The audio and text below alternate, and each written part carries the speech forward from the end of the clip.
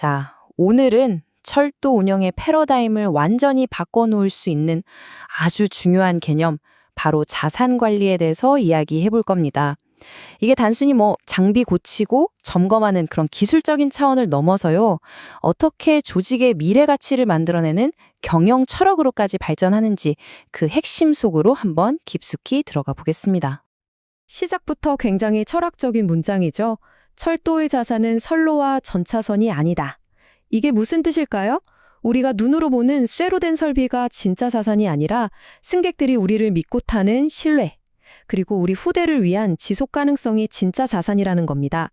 오늘 우리가 나눌 자산관리 이야기는요, 바로 이 생각의 대전환에서부터 출발합니다. 네, 그럼 오늘 우리가 어떤 순서로 이 흥미로운 세계를 탐험할지 한번 볼까요? 먼저 이게 왜 새로운 경영 철학인지부터 시작해서 자산 관리가 정확히 뭔지, 그리고 ISO 5500이라는 국제 표준은 어떤 역할을 하는지 살펴볼 겁니다.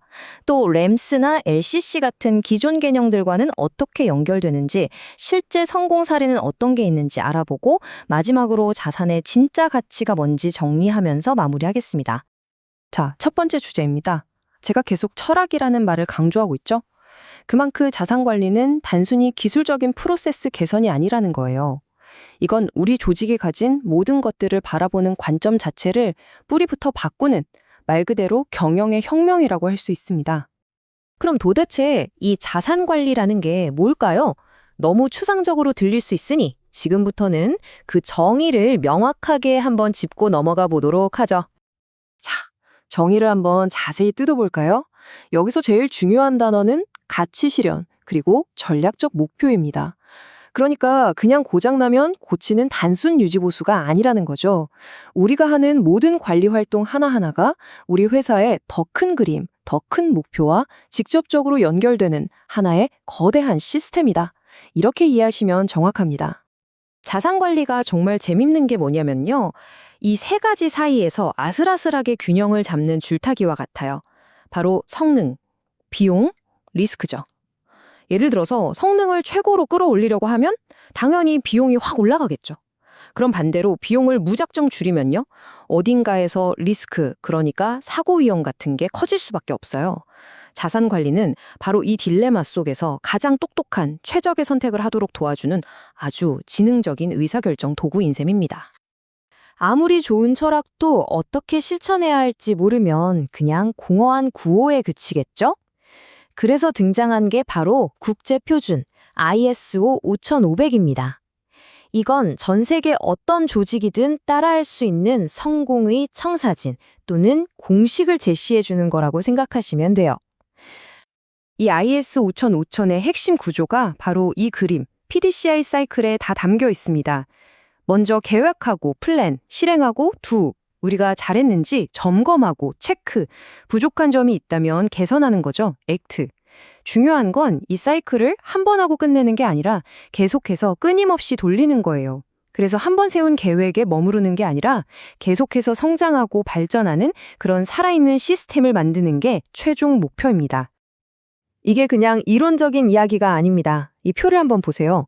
우리 회사는 이제 가치 중심으로 갑니다. 라는 최고 경영층의 약속, 즉 정책부터 시작해서요. 실제 운영 데이터를 분석해서 그걸 다시 설계 단계에 피드백하는 검토 단계까지.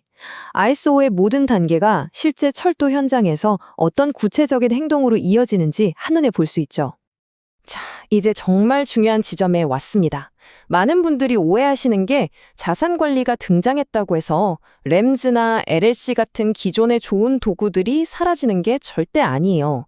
오히려 지금껏 따로 놀던 이 강력한 무기들을 하나로 묶어주는 그야말로 위대한 통합자 역할을 하는 겁니다.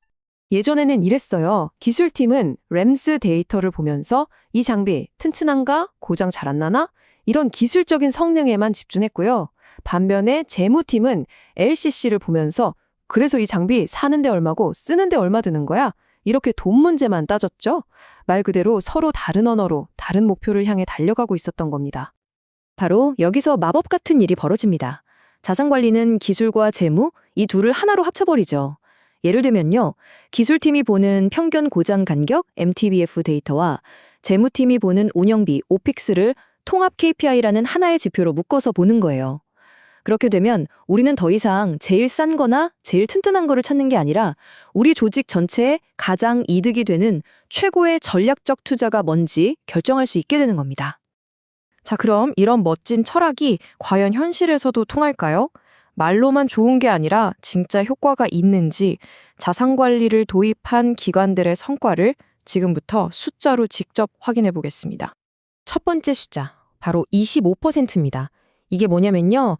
서울교통공사가 자산관리 시스템을 도입하고 나서 줄인 유지관리 비용이에요. 무려 25%. 와, 이거 정말 엄청난 숫자 아닌가요? 특히 우리 세금으로 운영되는 공기업에서 이 정도 비용을 아꼈다는 건 정말 대단한 성과라고 할 수 있죠. 다음은 GTX-A 노선에 대한 시뮬레이션 결과인데요. 만약 여기에 예측 정비 시스템을 적용한다면 설비 고장이 자그마치 40%나 줄어들 것으로 예측됐습니다. 이건 단순히 기계가 덜 고장 난다는 걸 넘어서 우리 시민들이 겪게 될 열차 지연이 그만큼 줄어든다는 아주 중요한 의미를 갖습니다. 그리고 가용성, 그러니까 우리가 필요할 때 열차가 문제없이 착착 운행될 확률은요. 놀랍게도 99.98%를 달성했습니다. 사실상 거의 멈추지 않는 철도를 만들 수 있다는 뜻이죠. 정말 대단하지 않습니까? 보시는 것처럼 이건 어느 한 기관만의 성공 스토리가 아니에요.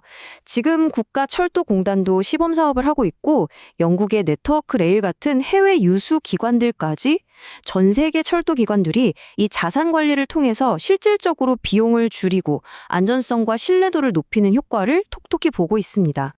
자, 그럼 오늘 나눈 이야기의 핵심들을 다시 한번 정리해 보겠습니다. 자산 관리가 우리에게 가져다주는 근본적인 생각의 변화. 딱 3가지만 기억하시면 됩니다. 첫 번째 핵심입니다. 램스나 LCC 같은 데이터를 활용해서 효율적으로 운영하는 건 이제 과학의 영역이에요. 자산 관리는 여기서 한 걸음 더 나아가 이 과학을 우리 조직 전체의 경영 철학으로 승화시키는 역할을 합니다. 그리고 두 번째로 꼭 기억해야 할 점, 우리의 관심은 더 이상 눈에 보이는 설비의 물리적인 상태가 아니에요.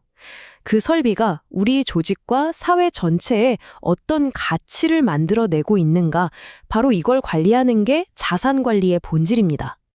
그리고 마지막 3번째, IS 5500원은 현장의 엔지니어, 중간 관리자, 그리고 최고 경영자까지 모두가 가치 창출이라는 하나의 공통된 언어로 소통하게 만들어주는 아주 강력한 도구라는 점입니다.